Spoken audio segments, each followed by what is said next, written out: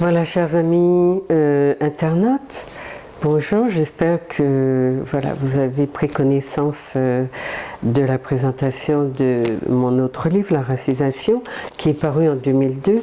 Aujourd'hui, je vous présente un autre ouvrage qui s'appelle Sociologique en deux mots, qui a été publié en 2011 aux éditions Publibook Université.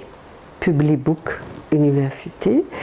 Donc c'est un ouvrage de sciences humaines et sociales, hein. C'est un département des éditions Publibook et c'est un livre que j'ai écrit qui est, si vous voulez, sous forme de compilation de plusieurs articles que j'ai publiés dans des revues scientifiques lorsque j'exerçais à l'université Strasbourg 2 de Marc Bloch Strasbourg 2, donc à Strasbourg, et que mon activité de publication était beaucoup plus intense.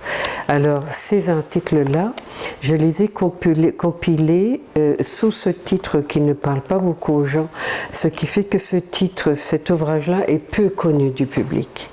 Donc je vais vous le faire connaître en vous expliquant un petit peu, en vous déclinant un peu le contenu de la table des matières notamment.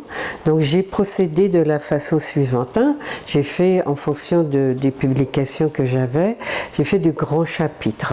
Donc il y en a 4, il me semble, oui, 4, et un épilogue qui est long. Alors les 4 chapitres sont, je vais vous les présenter un peu dans l'ordre. Le premier, donc j'explique d'abord pourquoi j'ai appelé le titre, l'ouvrage sociologique, et il est préfacé donc dans ce cadre-là par Ali Moussa Iye, qui était alors responsable du programme Route de l'esclave à l'UNESCO. Donc c'est lui qui me l'a préfacé.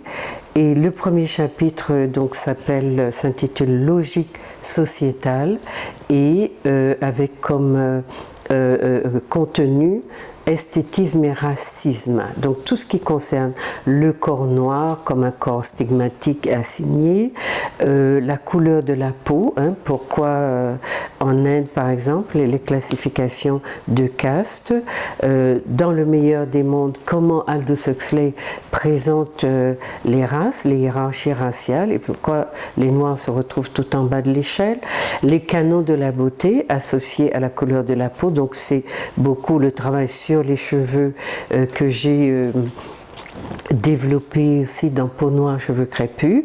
Ensuite, l'esthétisation comme mode d'effacement du stigmate, donc toutes les pratiques esthétiques que nous avons qui sont des pratiques de maltraitance alors que nous les considérons comme des pratiques esthétiques. Et puis le choix dans le couple, l'homme noir et la femme blanche, donc dans les préférences esthétiques de l'homme noir en matière de choix de partenaire. Le chapitre 2, je l'ai intitulé Discrimination, et là donc je parle des Noirs dans les médias occidentaux, toutes les stratégies qui sont déployées pour rendre cette image insipide, pour l'asservir à un certain nombre de préoccupations qui sont celles des Occidentaux, ne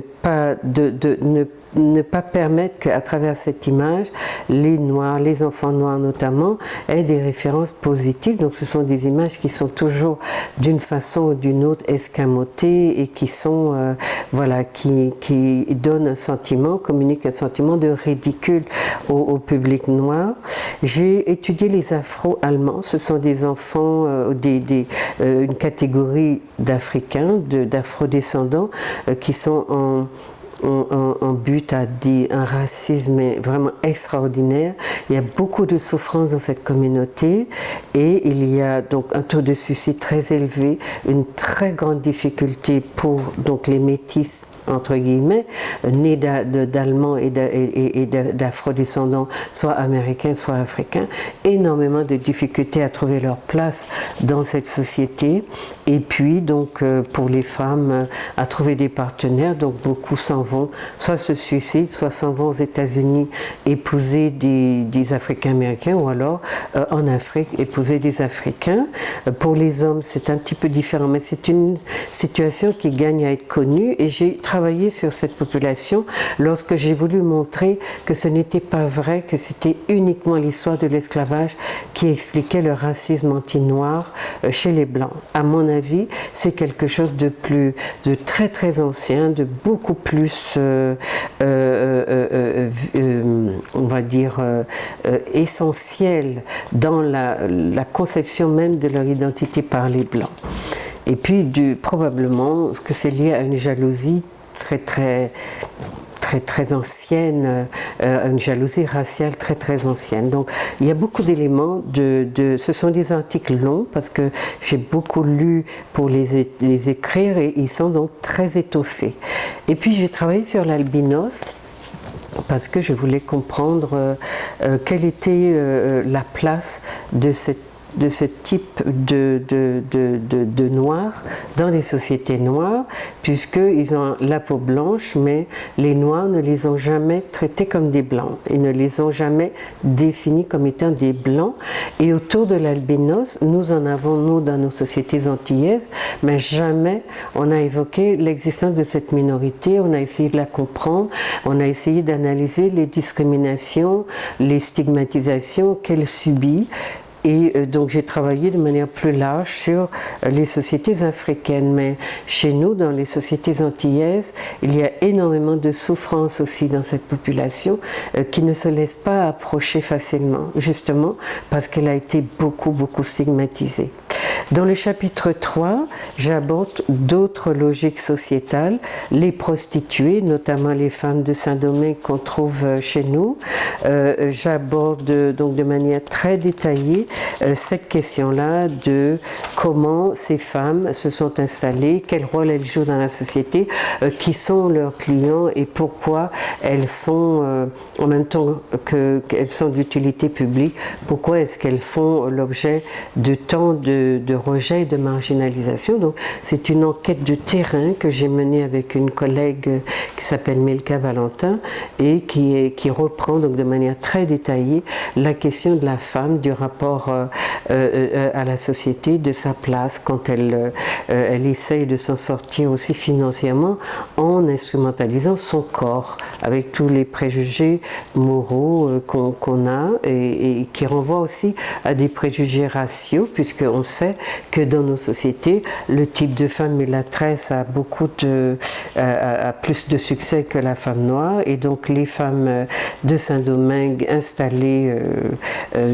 à la Martinique sont des femmes qui correspondent souvent aussi à un idéal esthétique pour l'homme noir. Ensuite, en épilogue, donc il est très long, j'aborde des questions presque philosophiques, mais j'ai surtout un article d'un politologue africain, centrafricain, qui s'appelle Philippe Lavodrama et qui a écrit pour moi Aspect de la critique postcoloniale dans le travail sociologique de Julie Esmeralda. C'est le premier collègue de ce niveau-là, et il y a aussi un monsieur qui s'appelle Foncois qui a écrit sur la littérature antillaise, mais ce sont les deux seules personnes qui ont parlé de mon travail de manière scientifique, qui m'ont intégré dans, si vous voulez, dans des courants de pensée. Et Philippe, donc, c'est celui qui situe mes travaux dans les travaux qui sont faits sur la postcolonialité, les études postcoloniales, et Foncois aussi qui a abordé donc au moins deux de mes livres, notamment Peau noire, cheveux crépus. Donc cela pour vous dire que sociologique si vous voulez, caractérise mes travaux, essentiellement en tant que sociologue, mais aussi dans ce travail-là, vous allez trouver des personnes qui parlent de mon travail en tant que courant, je ne vais pas dire littéraire ni philosophique, mais scientifique, puisque je suis l'une des premières et des rares à aborder ces questions postcoloniales.